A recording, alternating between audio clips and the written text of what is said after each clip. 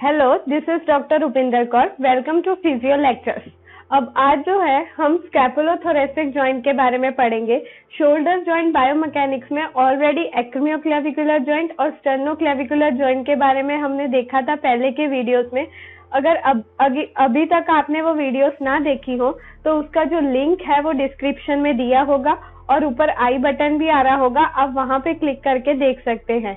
ये वीडियो में हम बेसिकली स्कैपुलोथोरेसिक जॉइंट के बारे में देखेंगे। अब स्कैपुलोथोरेसिक जॉइंट नाम से ही पता चलता है, स्कैपुला और थोरेक्स मतलब वो जो रिब से पूरा थोरेक्स बनता है उसके बीच में ये जॉइंट बनता है स्कैपुलोथोरेसिक जॉइंट। अब स्कैपुलोथोरेसिक जॉइंट जो है वो ट्रू एनाटॉमिकल जॉइंट तो नहीं है, क्योंकि ट्रू एनाटॉमिकल जॉइंट में क्या होता है कि वो जॉइंट जो है या फाइबर से या कार्टिलेजिनस से या सिनोवियल टिश्यू से जो है बोन्स जुड़ी हुई रहती हैं, जैसे कि हम शोल्डर जॉइंट या फिर एग्जांपल ले लेते हैं एक्रोमियोक्लेविकुलर जॉइंट। तो एक्रोमियम प्रोसेस और क्लेविकल के बीच में बनता है, तो इधर लिगामेंट्स होते हैं, साइनोवियल होता है, साइनोवियल मेम्ब्रेन, इस तरह से जॉइंट्स में होता है। लेकिन स्कैपुलोथोरेसिक एक ऐसा जॉइंट है जिसमें ये सब नहीं होता है, कोई अटैचमेंट, बोनी अटैचमेंट नहीं होता है। ये इसीलिए ये एनाटॉमिकल जॉइंट नहीं है, ट्रू जॉइंट नहीं है, ये फंक्शनल जॉइंट है। और ये जो स्कैपुलोथोरेसिक जॉइंट है उस पे जो भी मूवमेंट्स होती हैं वो एक्रोमियोक्लेविकुलर और स्टर्नोक्लेविकुलर जॉइंट पे डिपेंड होती हैं। तो यहाँ पे वही बोला है, सबसे पहले scapulothoracic joint formed by articulation of scapula and thorax. ये जो है स्कैपुला और थोरेक्स के बीच में आर्टिकुलेशन से बनता है। It is not a true anatomical joint. ये ट्रू एनाटॉमिकल जॉइंट नहीं है because it is not a union of bony segment by fibrous, cartilaginous और साइनोवियल टिश्यू। कोई भी तरह का इसमें अटैचमेंट नहीं है, इसलिए ट्रू एनाटॉमिकल जॉइंट नहीं है। So, ये कैसा है? फंक्शनल जॉइंट है। It is not an anatomical joint, it is a functional joint. Movements at this joint possible due to the structural integrity with sternoclavicular and acromioclavicular joint. इस joint पे movements इसीलिए possible है क्योंकि acromioclavicular और sternoclavicular में जो भी movements होती हैं उस वजह से ये जॉइंट पे मूवमेंट्स होती हैं। मूवमेंट्स पढ़ने से पहले हम इसकी रेस्टिंग पोजीशन देखते हैं। Resting position of scapula. हमारा जो स्कैपुला होता है वो नॉर्मली इस तरह से स्ट्रेट नहीं होता है, उसकी एक रेस्टिंग पोजीशन होती है।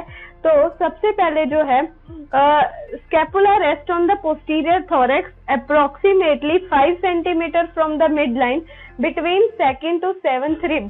सबसे पहले जो है स्कैपुला पोस्टीरियर साइड पे होता है, 2nd से लेके 7th रिब के बीच में होता है, और मिड लाइन मतलब हमारी जो वर्टिब्रल कॉलम होती है उसे मिड लाइन लेते हैं। मिड लाइन से वो 5 सेंटीमीटर अवे होता है। अगर ये मिड लाइन है उससे 5 सेंटीमीटर जो है वो दूर होगा वर्टिब्रल कॉलम से। Now scapula is internally rotated 35 to 45 degree. अब अगर देखा जाए तो स्कैपुला यहाँ से स्ट्रेट नहीं होता, थोड़ा इस तरह से होता है। मतलब अगर ये कोरोनल प्लेन है तो स्कैपुला जो है वो थोड़ा इस तरफ आगे की तरफ होता है। अब समझा जाए तो यहाँ पे देखो तो ये स्कैपुला जो है इस तरह से स्ट्रेट नहीं होता है, यहाँ से देखोगे कि थोड़ा आगे की तरफ होता है। तो ये जो एंगल है वो 35 to 45 डिग्री है। स्कैपुला इज इंटरनली रोटेटेड, ऐसे इंटरनली रोटेटेड है। अगर यहाँ पे भी देखें तो ये स्ट्रेट नहीं है, यहाँ से थोड़ा इंटरनली रोटेटेड है। वो है 35 to 45 degree from the coronal plane and tilted anteriorly approximately 10 to 15 degree. अब ये जो स्कैपुला होता है, अगर इस तरह से स्कैपुला है तो ये थोड़ा इस तरह से एंटीरियरली टिल्टेड होता है। मतलब अगर ये स्ट्रेट लाइन है, ठीक है, तो ये जो स्कैपुला होता है वो इस तरह से थोड़ा स्ट्रेट लाइन से एंटीरियरली जो है वो टिल्टेड होता है इस तरह से। अब ये जो स्कैपुला होता है वो थोड़ा एंटीरियरली टिल्टेड होता है। नॉर्मल पोजीशन इस तरह से है, थोड़ा एंटीरियरली टिल्टेड होता है। तो ये अगर नॉर्मल लाइन है तो इस तरह से टिल्टेड होता है और 10 to 15 डिग्री जो है एंगल बनाता है। और जो वर्टिकल लाइन है उससे स्कैपुला थोड़ा अपवर्डली रोटेटेड होता है, उसकी वजह से 5 to 10 डिग्री जितना एंगल बनता है। तो ये है नॉर्मल पोजीशन स्कैपुला की। इसके बाद जो है स्कैपुलोथोरेसिक मोशंस के बारे में मैं आपको बताऊंगी कि कौन कौन सी मूवमेंट्स जो है ये जॉइंट पे होती है। अब स्कैपुलोथोरेसिक जॉइंट पे जो भी मोशंस होती हैं वो एक्रोमियोक्लेविकुलर जॉइंट और स्टेर्नोक्लेविकुलर जॉइंट की वजह से होती हैं। अब बेसिकली जो एक्रोमियोक्लेविकुलर जॉइंट पे हमने 3 मोशंस पढ़ी थी, अगर आपने वो वीडियो ना देखा हो तो उसका जो लिंक है नीचे डिस्क्रिप्शन में दिया होगा या ऊपर आई बटन आ रहा होगा, आप वो देख सकते हैं। उसके बाद ये इजीली समझ आएगा।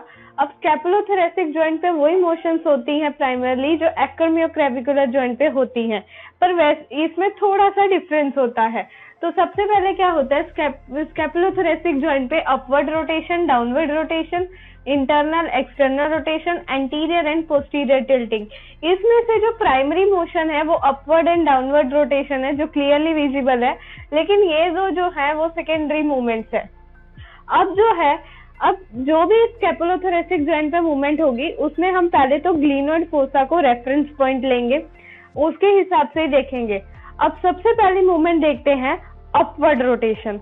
अब अपवर्ड रोटेशन में क्या होगा कि ये जो ग्लीनोइड फोसा है, अगर ये स्कैपुला है और ये ग्लीनोइड फोसा है, ये होगा अपवर्ड जाएगा, मूव अपवर्ड। ठीक है, वो अपवर्ड गया तो उसकी वजह से क्या होगा, inferior angle of scapula move away from the vertebral column. जैसे कि ये स्कैपुला है, यहाँ से ये अपवर्ड गया तो ये डायरेक्शन से कैसे जाएगा, इंफीरियर एंगल इस तरफ जाएगा। तो इस तरह से मूवमेंट होगी अपवर्ड मोशन, मतलब ये वाला पार्ट जो है वो अपवर्ड गया तो इंफीरियर एंगल जो है वो अवे फ्रॉम वर्टिब्रल कॉलम गया। तो ये है अपवर्ड रोटेशन। अब अपवर्ड रोटेशन में देखो अभी होता क्या है कि 2/3 मोशन जो है वो एक्रोमियोक्लेविकुलर जॉइंट की होती है और स्टेर्नोक्लेविकुलर जॉइंट की 1/3 मोशन। अगर हम देखें तो अपवर्ड रोटेशन में एक्रोमियोक्लेविकुलर जॉइंट पर मूव अपवर्ड हुआ, ठीक है, वो अपवर्ड ही हुआ। लेकिन यहाँ पे क्लेविकल का क्या हुआ, स्टेर्नोक्लेविकुलर जॉइंट पे कौन सी ये मूवमेंट हो रही है, एलिवेशन। तो स्टेर्नोक्लेविकुलर जॉइंट पे क्या होगा, एलिवेशन। सेम अगर डाउनवर्ड रोटेशन का देखें, मतलब ग्लीनोइड फोसा जो है वो नीचे डाउनवर्ड की तरफ आएगा और इस तरह से मूव होगा। अगर ये स्कैपुला है इस तरह से मूव होगा और ये इंफीरियर एंगल जो है टुवर्ड्स वर्टिब्रल कॉलम मूव करेगा। तो इस तरह से जो मूवमेंट हुई इस तरह से, तो उसमें ये जो है स्टेर्नोक्लेविकुलर जॉइंट पे ये कौन सी मूवमेंट हो रही है, वो हुई डिप्रेशन। तो ये जो है अपवर्ड और डाउनवर्ड रोटेशन हुआ। उसमें याद क्या रखना है, स्कैपुलोथोरेसिक जॉइंट पे स्टेर्नोक्लेविकुलर जॉइंट, एक्रोमियोक्लेविकुलर जॉइंट दोनों पार्ट लेते हैं। अगर इस पे अपवर्ड रोटेशन हुई स्कैपुलोथोरेसिक पे तो एक्रोमियो पे भी अपवर्ड रोटेशन होगी, लेकिन स्टेर्नोक्लेविकुलर पे जो क्या होगा, एलिवेशन। अब नेक्स्ट मूवमेंट देख लेते हैं एंटीरियर एंड पोस्टीरियर टिल्टिंग।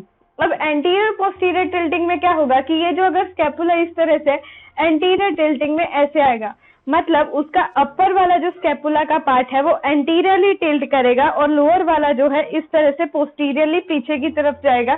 तो ये हुआ एंटीरियर टिल्टिंग, मतलब ग्लीनोइड फोसा इस तरह से आगे की तरफ आ रहा है, इस तरह से कुछ आगे की तरफ ग्लीनोइड फोसा जो है एंटीरियरली जो है टिल्ट कर रहा है। अब इस पे मोशन मूवमेंट क्या होगी, प्रोट्रैक्शन रिट्रैक्शन या एलिवेशन डिप्रेशन। अब एंटीरियर टिल्ट हो रहा है तो उसमें ग्लीनोइड फोसा जो है वो एंटीरियरली टिल्ट कर रहा है, तो साथ में क्लेविकल पे क्या होगा, एलिवेशन होगा।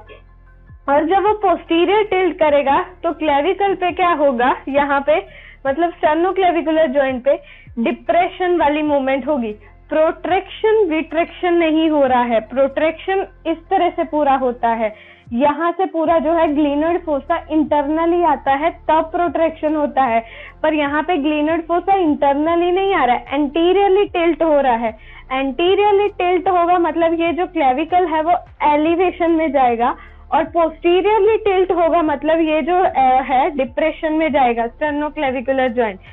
तो इस एंटीरियर पोस्टीरियर टिल्टिंग में हमें ये चीज याद रखनी है कि वहां पे प्रोट्रैक्शन रिट्रैक्शन इसलिए नहीं हो रहा क्योंकि ग्लीनोइड फोसा इंटरनली एक्सटर्नली रोटेट नहीं कर रहा है, वो क्या कर रहा है, टिल्ट कर रहा है।